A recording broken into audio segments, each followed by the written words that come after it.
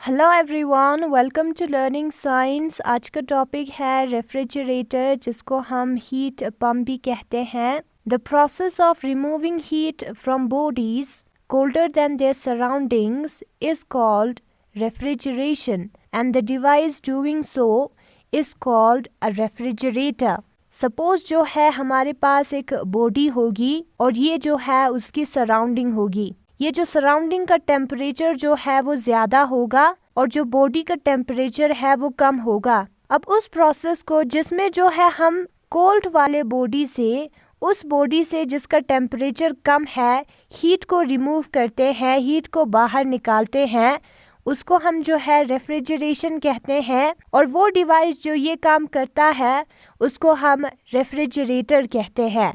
In refrigerator heat is absorbed at low temperature and rejected at higher temperature with the help of external mechanical work. Refrigerator में क्या होता है, जो heat है वो absorb होता है लो टेम्परेचर पे, यानी कि जो सिंक है वहाँ से हीट जो है वो अब्जॉर्ब होता है। And rejected at higher temperature, और जो हायर टेम्परेचर है दैट इज द सोर्स पे जो हीट है वो रिजेक्ट होती है with the help of external mechanical work। और ये होने के लिए जो है हमें external mechanical work करना पड़ता है। Thus refrigerator is a heat engine working backward। तो रेफ्रिजरेटर जो है वो एक हीट इंजन हुआ जो कि हमने पहले पढ़ा है, जो कि बैकवर्ड डायरेक्शन में काम कर रही है। And hence it is also called heat pump. इसलिए रेफ्रिजरेटर को हम जो है हीट पंप भी कहते हैं। The working substance used in a refrigerator is called refrigerant. और वर्किंग सब्सटेंस जिसको हम रेफ्रिजरेटर में यूज करते हैं उसको जो है हम रेफ्रिजरेंट कहते हैं। The commonly used refrigerants are chlorofluorocarbons, hydrocarbons such as propane। और जो कॉमनली यूज रेफ्रिजरेंट्स है, वर्किंग सब्सटेंस है, वो है क्लोरोफ्लोरोकार्बन्स और प्रोपेन। तो यहाँ पे जो है डायग्राम दिया है, इधर क्या होता है, एक होता है हॉट बॉडी जिसका टेम्परेचर होता है T1, और एक होता है कोल्ड बॉडी जिसका टेम्परेचर होता है T2, और एक होता है रेफ्रिजरेंट जो कि वर्किंग सब्सटेंस है। अब यहाँ पे क्या करता है, जो कोल्ड बॉडी है वहां से हीट लिया जाता है, जो ठंडा बॉडी है वहां से हीट जो है लिया जाता है। वर्क जो है हम करते हैं और Q1 अमाउंट ऑफ हीट जो है हम हॉट बॉडी को दे देते हैं।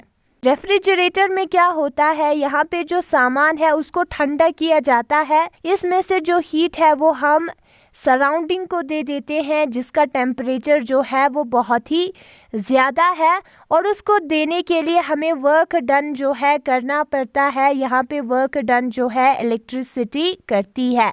Late heat Q2 from a cold body at temperature T2 is transferred to a hot body at temperature T1 with the help of external mechanical work W। हम suppose करेंगे कि जो Q2 अमाउंट ऑफ हीट है cold body से हम लेंगे जो कि टेम्परेचर T2 पे है कोल्ड बॉडी, और उसको ट्रांसफर करेंगे हॉट बॉडी में जिसका टेम्परेचर जो है वो T1 है। एक्सटर्नल मैकेनिकल वर्क के हेल्प से, एक्सटर्नल मैकेनिकल वर्क हमें करना पड़ेगा, और ये जो है फिगर 18 में दिया है।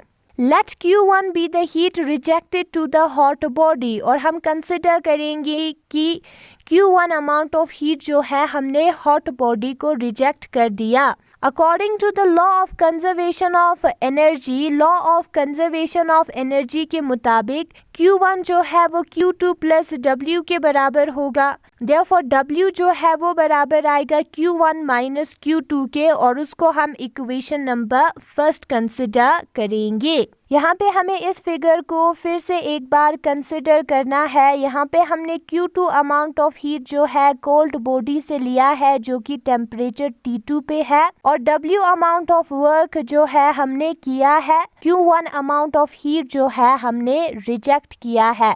तो law of conservation of energy के मुताबिक Q1 जो है वो Q2 प्लस W के बराबर होगा। Q1 is equal to Q2 plus W।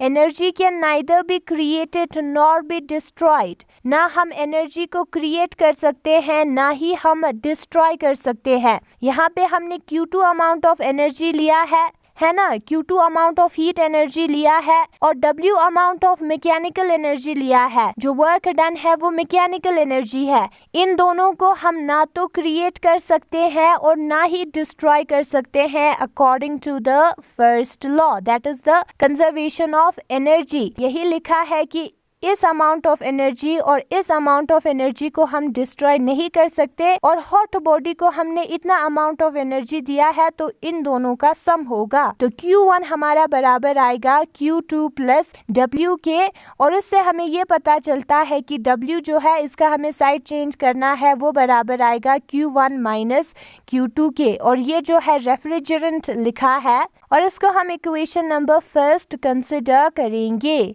Instead of efficiency, we use the quantity coefficient of performance E in the refrigerator, which is defined as, हम जो है efficiency का use करते थे जब हम heat engine को consider करते थे। यहाँ पे जब हम refrigerator को consider करेंगे तब हम जो है coefficient of performance का use करेंगे instead of efficiency। और जो coefficient of performance है वो बराबर होगा desired output divided by required input। जो डिजायर आउटपुट है दैट इज Q1 जो हमें मिला है डिवाइडेड बाय रिक्वायर्ड इनपुट, और वो जो है बराबर आएगा heat extracted from cold body divided by work done on the refrigerant, it is Q2 divided by W आता है। इतना अमाउंट ऑफ हीट जो है हमने सिंक से लिया है और इतना अमाउंट ऑफ वर्क जो है हमें करना पड़ा है, और वो हमारा है कोएफिशिएंट ऑफ परफॉर्मेंस जिसको हम E से डिनोट करते हैं। इक्वेशन नंबर फर्स्ट में जो W है वो बराबर आता है Q1 माइनस Q2 के, तो यहाँ पे W की जगह पे हम Q1 माइनस Q2 लिख सकते हैं और उससे हमें मिलता है इक्वेशन नंबर सेकंड। ये एक और रिलेशन है। रिलेशन क्या है? जो हीट का रेशियो है Q2 अपॉन Q1 वो टेम्परेचर के रेशियो के बराबर आता है, T2 अपॉन T1 के बराबर आता है। तो इससे हमें जो है Q2 मिल सकता है। Q2 किसके बराबर होगा? वो बराबर होगा Q1 T2 upon T1। Now यहाँ पे हम जो है Q2 के जगह पे ये वाला value Q1 T2 upon T1 put करेंगे, एंड जब हम पुट करेंगे तो हमें क्या मिलेगा? ये वाला इक्वेशन चेंज होगा। Q2 के जगह पे हमें पुट करना है Q1 T2 divided by T1 whole divided by Q1 minus Q1 T2 divided by T1। ठीक है, यहाँ पे फिर उसके बाद हमें Q1 जो है कॉमन निकालना है। Q1 जब हम कॉमन निकालेंगे तो बचेगा T2 divided by T1 divided by, यहाँ पर जब हम Q1 कॉमन निकालेंगे तो बचेगा 1 minus T2 divided by T1। ये दोनों जो है वो हो जाएगा कैंसिल, तो हमारे पास क्या बचेगा? T2 divided by T1 divided by 1 minus T2 divided by T1। और इसको जब हम सॉल्व करेंगे, यहाँ पे इंटू करना है और कुछ नहीं, T2 डिवाइडेड बाय T1 जो है वो बराबर आएगा T1 minus T2 divided by T1। T1 और T1 कैंसिल होगा तो फाइनल रिलेशन क्या आएगा? T2 divided by T1 minus T2, जो कि यहाँ पे लिखा है T2 divided by T1 minus T2, और उसको हम इक्वेशन नंबर थर्ड कंसिडर करेंगे। The coefficient of performance is large for a small temperature difference T1 minus T2 between hot and cold body। जो कोएफिशिएंट ऑफ परफॉर्मेंस है वो बराबर आता है T2 divided by T1 minus T2 के। तो ये जो है इनवर्स में है, नीचे है, तो ये जब छोटा होगा तो ये जो E है that is the coefficient of performance है वो ज्यादा होगी। When the temperature of the two bodies becomes equal, now in दोनों के बीच में डिफरेंस, टेम्परेचर दोनों में ज्यादा फर्क नहीं होना चाहिए कोएफिशिएंट ऑफ परफॉर्मेंस को लार्ज होने के लिए। नाउ अगर हम कंसिडर करेंगे कि टेम्परेचर में कोई फर्क है ही नहीं इन दोनों के, T1 जो है वो T2 के बराबर है, तो हमें क्या मिलेगा?